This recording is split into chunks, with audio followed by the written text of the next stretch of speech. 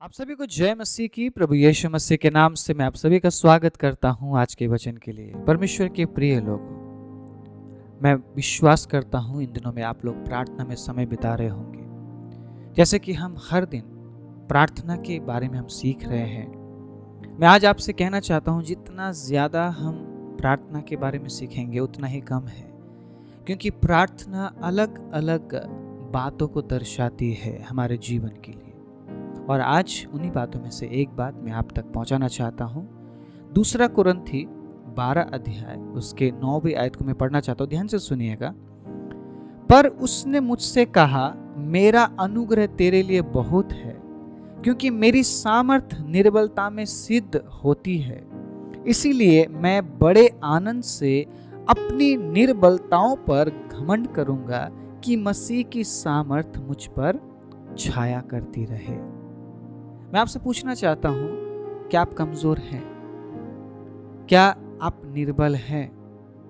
आपको दुखी होने की जरूरत नहीं है, आपको घबराने की जरूरत नहीं है, आपको निराश होने की जरूरत नहीं है, क्योंकि आज के वचन से मैं आपको उत्साहित करना चाहता हूं। अगर आप निर्बल है तो इसलिए है कि मसीह का सामर्थ आपके ऊपर छाया करे। पौलुस कह रहा है, उसने मुझसे कहा, मेरा जो सामर्थ है ना वो निर्बलताओं पर सिद्ध होता है। और पौलुस कहता है, मैं निर्बल रहना चाहता हूं प्रभु, मैं निर्बल बनना चाहता हूं ताकि आपका सामर्थ मुझ पर छाया करे। आप समझिए ये कौन बोल रहा है? कौन बोल रहा है? ये पौलुस। ये पौलुस कौन था? कौन था पौलुस? आप जानते हैं पौलुस को? उससे बढ़कर ज्ञानी, घमंडी, ढीठ इंसान मे भी पूरे दुनिया में नहीं होगा। एक ऐसा व्यक्ति अब क्या बोल रहा है, प्रभु मैं आपके लिए निर्बल बनना चाहता हूं। कितनी बड़ी बात बोल रहा है वो। उसके बातों के पीछे का जो कारण है ना, अगर उन कारणों को हम समझे तो हम भी हर दिन प्रभु से क्या कहेंगे, प्रभु मैं निर्बल बना रहना चाहता हूं। क्योंकि आपने कहा है प्रभु, आपका जो सामर्थ है ना वो निर्बलताओं पर सिद्ध होता है। जो निर्बल है उनको प्रभु आप सामर्थ देते हैं। जो पहले से सामर्थी है उनको आपके सामर्थ की जरूरत नहीं। मैं यहाँ पर कुश्ती करने के लिए, लड़ाई करने के लिए ताकत की बात नहीं कर रहा हूं। परमेश्वर के सामर्थ के बारे में ये थोड़ा सा आप समझ लीजिएगा।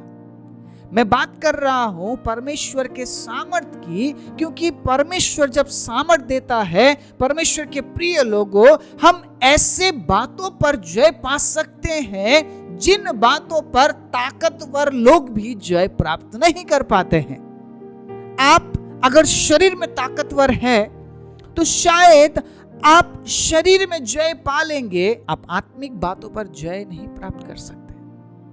एक ताकतवर इंसान भी आत्मिक बातों पर जय प्राप्त नहीं कर पाएगा। आपको समझना पड़ेगा ये बात। आप परमेश्वर से कौन से सामर्थ की अपेक्षा करते हैं प्रभु जानता है, और वो कभी भी आपको उस सामर्थ से नहीं भरेगा जिस सामर्थ से आपको नुकसान हो सकता है। वो जानता है मेरे बच्चों को कौन से सामर्थ की जरूरत है। आज मैं प्रार्थना को लेकर एक बार फिर से बात करना चाहता हूं। प्रार्थना किस बात को दर्शाती है? आपकी निर्बलता को। हालेलुया। प्रार्थना दर्शाती है आपकी निर्बलता को। जब आप प्रार्थना में जाते हैं, आप क्या प्रार्थना करते हैं कि प्रभु मैं ये नहीं कर सकता, मैं ये नहीं कर सकता हूं प्रभु मुझसे ये नहीं हो रहा है, मेरी सहायता कीजिए। आपका प्रार्थना करने का मतलब क्या है पता है? अपने आप को निर्बल बनाना और परमेश्वर से कहना कि प्रभु मुझे सामर्थ दीजिए। मान लीजिए आप एक ऐसे आदत में हैं जिस आदत को आप सालों से नहीं छोड़ पा रहे। कुछ लोग बोलते हैं हमसे छूटेगा ही नहीं, है ना? ये उनका प्रॉब्लम है, ये उनकी समस्या है। अगर वो परमेश्वर के सामर्थ पर निर्भर नहीं होना चाहते हैं तो ये उनकी समस्या है कि वो कहते हैं मुझसे ये आदत छूटेगा ही नहीं, मैं नहीं छोड़ सकता। ठीक है, हम ऐसे लोगों को छोड़ देते हैं। हम उन लोगों की बात करते हैं जो उन आदतों से निकलना चाहते हैं। किसी भी प्रकार का आदत हो सकता है ना, बहुत से प्रकार के आदतों के साथ हम जीवन में आगे बढ़ते हैं और कई आदतें ऐसी है परमेश्वर के प्रिय लोगों हमें प्रभु में नहीं बढ़ने दे रही है। तो उन आदतों को हमें छोड़ना है, लेकिन हम नहीं छोड़ पा रहे, हम उस पर विजय नहीं प्राप्त कर पा रहे क्योंकि हम खुद कोशिश कर रहे हैं। और प्रभु का वचन क्या कह रहा है? तुम निर्बल हो। आप समझ रहे हैं? आप अगर आप निर्बल है तो आप उस पर जय कैसे प्राप्त कर सकते हैं? अगर आप निर्बल है आप उस पर जय प्राप्त नहीं कर पाएंगे। आपको क्या करना पड़ेगा? आपको प्रार्थना में जाना पड़ेगा। Praise the Lord. इसलिए यीशु ने कहा, कमरे में जा, दरवाजा बंद कर, गुप्त में प्रार्थना कर, क्योंकि तेरा जो पिता है वो तुझे गुप्त में देखता है। गुप्त में अगर हम पाप करते हैं और ये सोचते हैं कि कोई नहीं देख रहा है, ये हमारा गलत विचार है। परमेश्वर के प्रिय लोगों, हम परमेश्वर से नहीं छिप सकते हैं, लेकिन वो क्या कहता है? तो प्रार्थना भी गुप्त में कर, क्योंकि मैं तुझे गुप्त में देखकर आशीष देने वाला परमेश्वर। ये जो गुप्त वाली बात क्यों कही गई है हमें समझना पड़ेगा। जब हम अकेले होते हैं ना, जब हम अकेले होते हैं तब हमारा रियल टेस्ट होता है, हमारा असली जांच होता है। उस अकेलेपन में हम क्या करते हैं प्रभु ये देखना चाहता है। अगर उस अकेलेपन में आपने प्रार्थना किया, आपने परमेश्वर के उपस्थिति में समय बिताया, आप उस अद्भुत भलाई को, उस अद्भुत छुटकारा को आप हासिल करेंगे। लेकिन उस अकेले में अगर आप परमेश्वर से दूर हटकर पाप में समय बिताते हैं, परमेश्वर के प्रिय लोगों, अनैतिकता में अगर आप समय बिताते हैं, तो आप उन बातों से कभी छुटकारा प्राप्त नहीं कर पाएंगे। आज मैं आपको उत्साहित करना चाहता हूँ। जो बातें आप कह रहे हैं ना असंभव है, परमेश्वर कह रहा है कि वो संभव है। कैसे संभव है? प्रार्थना से। हालेलुया। प्रार्थना में जाना मतलब अपने आप को निर्बल बनाना और उन बातों के लिए परमेश्वर से अपेक्षा करना कि परमेश्वर आपको सामर्थ देगा और आप विजय प्राप्त कर पाएंगे।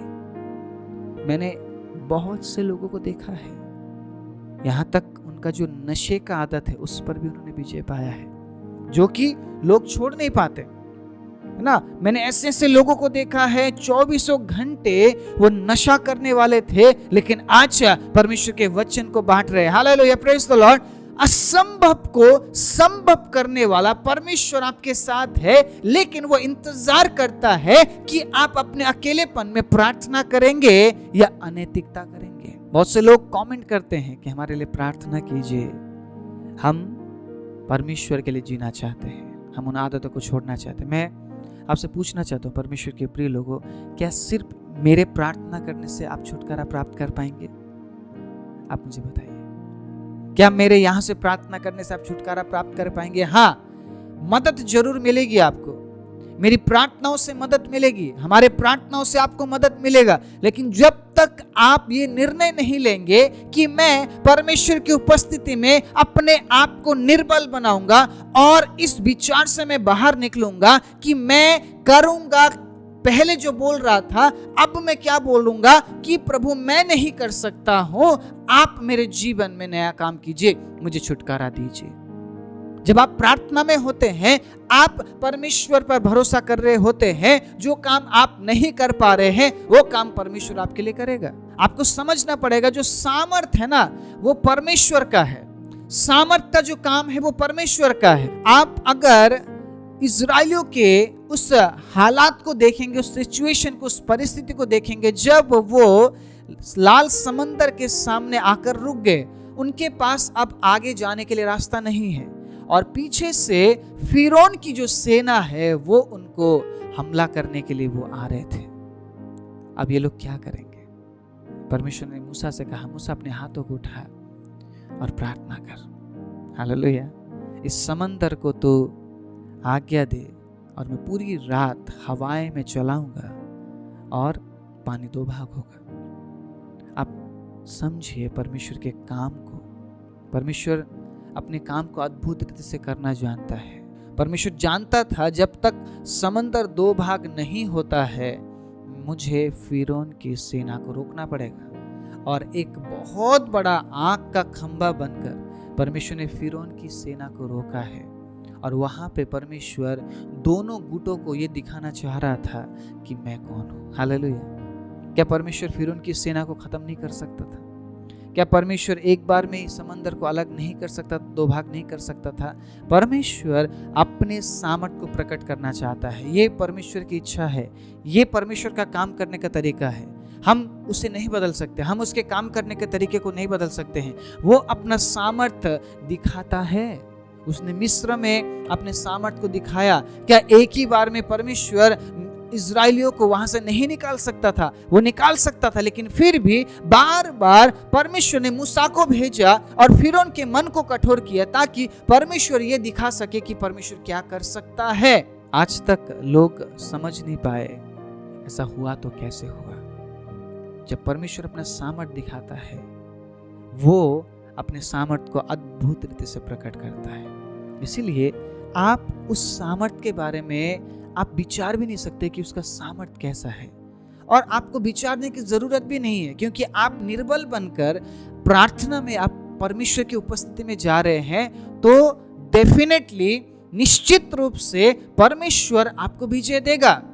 और शायद ये एक दिन की प्रार्थना से नहीं होगा, शायद 2 दिन की प्रार्थना से नहीं होगा, शायद महीनों की प्रार्थना से नहीं होगा, शायद आपको सालों प्रार्थना करना पड़े परमेश्वर के प्रिय लोगों, लेकिन एक दिन वो आपको छुटकारा जरूर देगा। मैं यहाँ पर ये नहीं बोल रहा हूँ कि आपको 10 साल लगेंगे या 20 साल लगेंगे या 2 महीने लगेंगे। ये परमेश्वर के ऊपर है, ये परमेश्वर की इच्छा है कि कब वो आपको छुटकारा दे, लेकिन आपको अपने आप को निर्बल बनाना पड़ेगा ताकि परमेश्वर उन कामों को कर सके जो काम आपके लिए कठिन है, जो काम आपके लिए असंभव है, क्योंकि उसके लिए कोई भी काम असंभव और कठिन नहीं है। और जब पौलुस इस बात को कह रहा है तो हमें अपने आप को कितना निर्बल बनाने की जरूरत है। कई बार हम ये कहते हैं ना कि मैं कर लूंगा, परमेश्वर आपके साथ नहीं है उस समय। कई बार हम ये कहते हैं ना कि मैं कर सकता हूं, तो परमेश्वर आपके साथ नहीं है। आपको ये कहना पड़ेगा कि मेरे लिए परमेश्वर करेगा। हालेलुया। प्रार्थना में निर्बल होना मतलब, अपने आप को निर्बल बनाना मतलब परमेश्वर के हाथों में अपने जीवन को समर्पण करना, अपने मुसीबतों को, अपने कठिनाई को समर्पण करना और ये बोलना कि प्रभु मैं नहीं, आप मेरे जीवन में राज कीजिए। ऐसी बहुत सी गवाही है जहाँ पे लोगों ने हार मान लिया और वो आगे नहीं बढ़ पा रहे थे, वो कुछ नहीं कर पा रहे थे, लेकिन जब उन्होंने प्रार्थना किया, छोटा सा प्रार्थना उनके जीवन में बहुत बड़े बदलाहट को लेकर आया। हालेलुया। छोटी सी प्रार्थना से उन्होंने एक बहुत बड़े बदलाहट को अपने जीवन में देखा, क्योंकि उन्होंने अपने आप को प्रार्थना में निर्बल बनाया। प्रार्थना आपको निर्बल बनना सिखाता है,